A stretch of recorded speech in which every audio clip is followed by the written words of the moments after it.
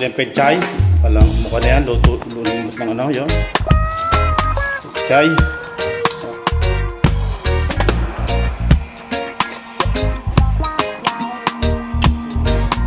Kilo ito, 309. Ang 300 na 10 kilo na pala rin.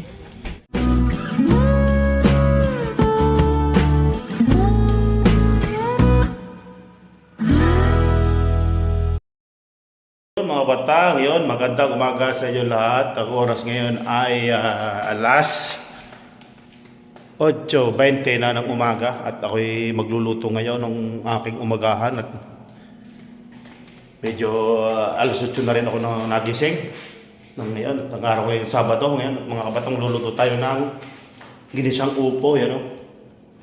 Yan, meron tayong upo, nagayat ko na, tsaka yung talbos, pechay, yan, at saka sibuyas, bawang at saka kamatis. At meron din tayo dito mga kabatang na dilis, yan. Mapaparapit tayo ng kain mga kabatang. So yun, ating bubuksan itong ating talan, yan. Yan lang, ganyan lang ang lutoon ko dito mga kabatang. So yun. Lagyan natin ng mantika.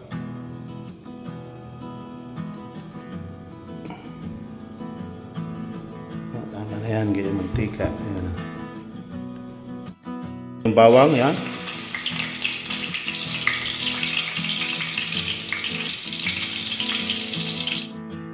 Sibuyas, yan. Pausay.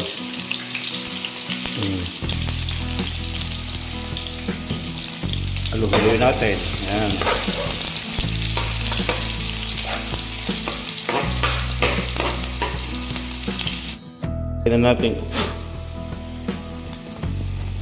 Lagyan natin itong kamatis. Yun. Ayan.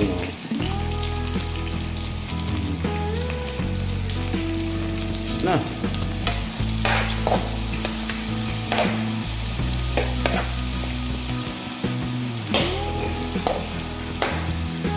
At ilang abatang itong lulutuin ng kamatis para yung madurog-durog siya bago natin ilagay yung upo. So yan, lagyan na natin yung upo. Ayan, may luto nito.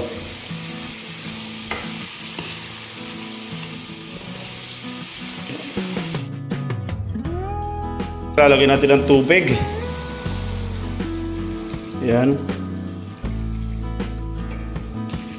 Yan, tama lang ganyan karaming tubig.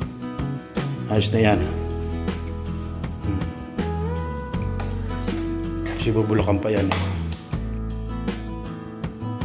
So yan mga kabataan, lagyan natin ng asin. Yun.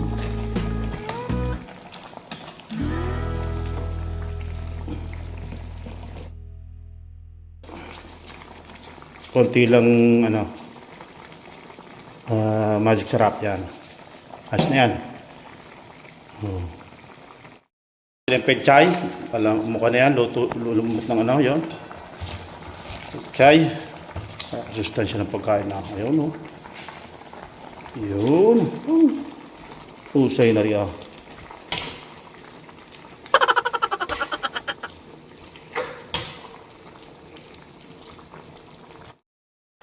So yan mga kabataan, luto ng ating ginisang upo at magluluto naman tayo ng dilis. Dilis naman ang luto natin mga kabataan. Yun. Mantika, may natira pa mantika dito ng baboy. Isang ating pagpiprito. Dilis sa dilis. Yun o. God. Yun, lalagyan na natin yung dilis. Yan. Yuho na natin. Yan o. Ang sakit nito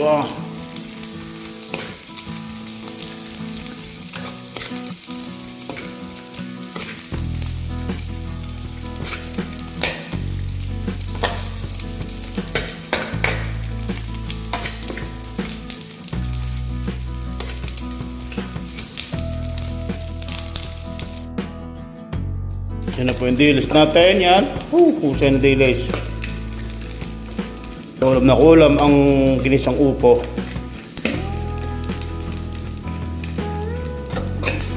Husay.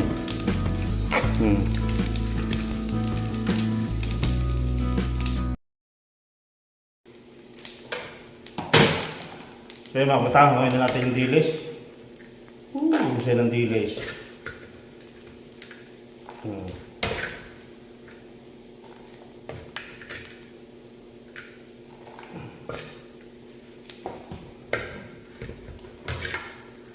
Ito, sarap ng dilis.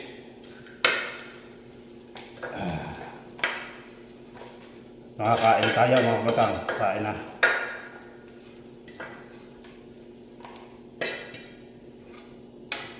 Yun, oh. Okay na. Husay, oh. Husay, ah. What? So, yun. So, yun mga kabatang, yun. Luto na natin. Ang ginisang upo. At saka dilis. At may kanin na tayong mainit mga kabatang, yan. Pasensya na po kayo at wala tayong tripod. Nakalimutan na magdala ng tripod. So, yun, kakain po tayo ngayon. No? Napapares ka talaga nito. Napakasustansya yung pagkain nito mga kabatang. Yan talagang binili ko yung kahapon ng yung upo at kamatis. Talagang mapapaaray ka na lang sa presyo ng gulay na yan. Didilis na yan. So sa Pilipinas mga kabatang ay mahal din ang bilihin. Lalo na dito mga kabatang sa Taiwan, mahal din talaga ang bilihin. Kahit paanong gulay na lang talagang napakamahal. So sa Pilipinas ay mura ang gulay, dito napakamahal ang gulay. So yun, mapapasarap talaga ng kain tayo dito, yung dilis. First bite, sarap, tamang-tama ang luto. Yung dilis, yan, sama natin dyan sa kanin, tsaka yung gulay, pagsamasamahin natin. Talagang masarap na sarap ang lasa niya mga kabatang. So yun, kain po tayo. Talagang pagkagulay, ako'y maaasahan sa pagkain ng gulay. Mga ginisa na may kamatis, talaga namang napakahusay niya mga kabatang. Pasensya na kahit wala tayong tripod yan. So yan ang umagahan natin ngayong araw na ito. So maraming salamat sa inyong panonood mga kabatang. At talagang gagawa ko ng paraan para tayo makapag-upload ng marami-rami ngayon. At ating lilimitan ang ating vlog para makataas-taas ma-revenue na tayo mga kabatang. Yun nga mga kabatang yun. Okay, nakapagluto ng ganyang mga ginisang upo. Yan, napakahusay niya. Wala yung karne mga kabatang. Kamatis lang, magic sarap, may bitchin, asin, paminta. Yan, tutong probinsya lang yan mga kabatang. Talagang mapaparama kayo ng kain yan.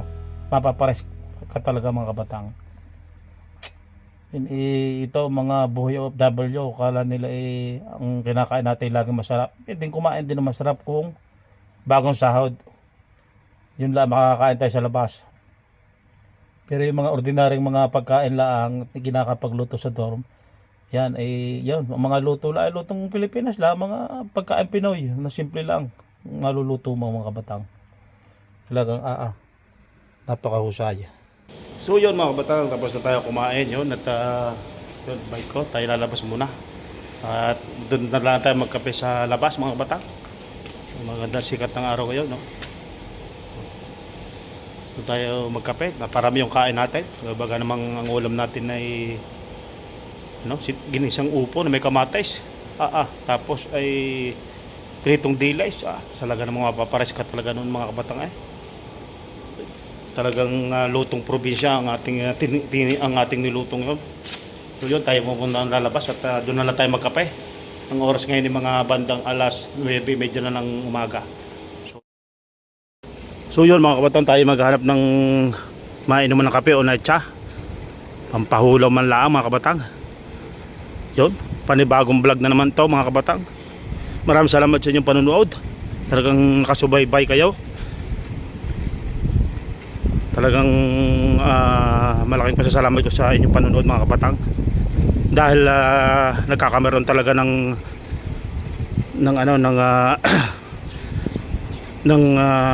revenue yung aking pagbablog na ito mga kabatang. Maraming salamat sa inyo. So pagka tayo ay maganda ang views, maganda rin ang revenue mga kabatang. Talagang napakaganda. Tuloy-tuloy ko lang itong pag-vlog na ito para yung revenue natin ilumaki man lang ang ating revenue. So yun mga kabatang, kahit mga kada buwan maka $100 man lang tayo, ayos na yun mga kabatang. Sasahod na tayo noon. So yun, maraming salamat. So hanap muna tayo ng mapapagkapihan mga kabatang. Ayun mga kabatang, dadama tayo din sa may Simple Mart. Yan, Simple Mart. Bali, ang bigas ko dun kakaunti na. Bibili muna tayo ng bigas mga kabatang. May dala na akong plastic dito. Yun, bili tayo ng mga 6 na kilo mga kabatang. Dito tayo sa Simple Mart.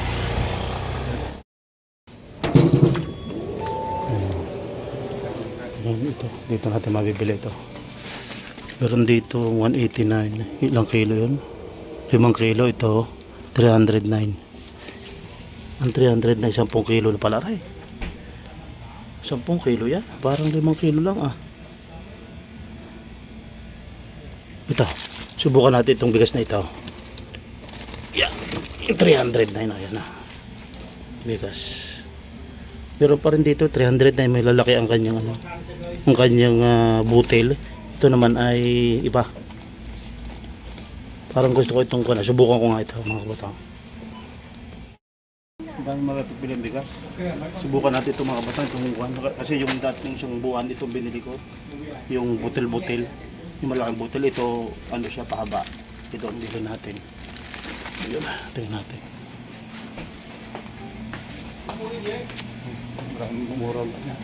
Marami mabibili dito. Pila pa.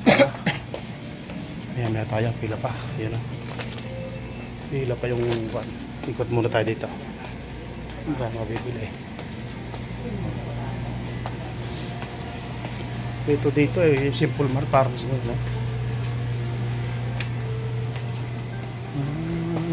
yun, mga sabon din, marami. Ito, medyo malmal lang din ang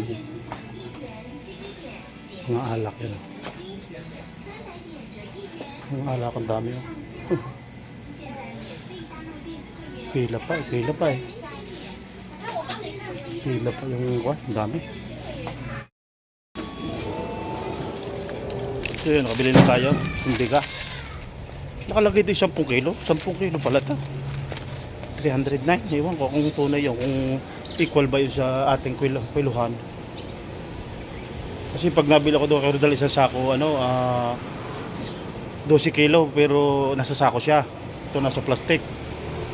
Pero parang mga sa tingin ko mga 5 kilo lang to o 6, mga ganoon, mga 6 na kilo lang. Kasi pag nabili ako ng maraming bigas, yung isang sako, yung mga 12 kilos, siya, binubukbok. Kaya nabili nila ako ng saktuhan, yung pang isang buwan ng pang 2 linggong ubos na yun, yung bigas. Para wag bukbukin. Nabubukbok kasi pag naka-stock doon sa dorm yung bigas. So yun. So harap mo tayo ng mapapagkapihan. Doon tayo tatambay sa highlight yan mga bata. Natin kung baka meron dito mainit na baka inom na lang natin.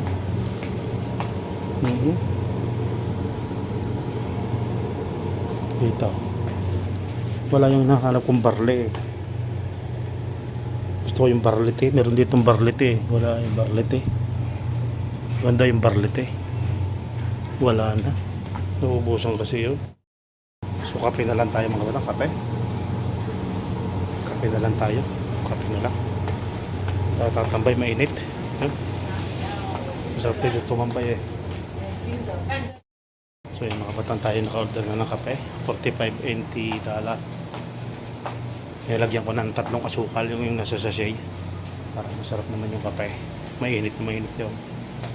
Meron ditong dati meron ditong mainit na yung nasa ingka na kape, wala na yung dito. Wala na yung na kape. Yung dito, yung nakalagay dito na wala na Pero hinahanap ko dati dito meron wala So yung mga batang tayo dito na kape natin. Tambay mo tayo dito. May natutulog pa natutulog pa yung mga tikman natin yung kape. Masarap pa. Masarap mga kabatang dito yung yung kape sa High Life. Lagi kino-order kape latte tapos ikaw nang patagdag ng asukal. Masarap pa mabay dito kasi malamig. Sa labas mainit. Naka-isang vlog naman tayo mga kabatang ngayon. Tingnan natin bukas kung makakapunta tayo ng Taipei. May nagbukas daw doon Parisan. Dati nagbukas yung Parisan doon sa Taipei, merong pagmamayari Batanggenyo. Ang itinitinda lang nila ay lome tsaka yung mga goto. Yung sikat nga si Diwata, yung si Diwata Pares, may naghahanap ngayon ng Pares. Eh di ngayon pagkalinggo yata, subukan natin pagkakalinggo merong Pares. Merong Pares siya. Sabi meron daw tinignan ko yung kanilang Facebook page. Pagkalinggo bukas yung Pares, may Pares na. Pwede ka ng order ng Pares. Tingnan natin bukas kung tayo makakapunta, tayo pupunta ulit. Kasi yung nagsarado na dati kasi mahina yung Pares, laging ibibinta lang nila goto at saka lome. Parang hindi nag-click yung Pares. Ngayon parang ginawa lang ng para na sikat niya ang Pares yung kay Diwata. Yun, naghahanap ng mga Pilipino ng Pares. Baka gawin nilang overload. Tingnan natin kung maganda yung Pares. Kung inayos nila ang pagkakaluto ng Pares. Kasi nabalik ko na dati yung Pares na yun kaso lang talagang may kulang pa. Hindi kagaya yung uso, overload talagang marami. Baka gagawin overload ngayon yung Pares. Subukan natin bukas kung makakapunta tayo, wag lang umulan. Balag ulit natin yung Pares na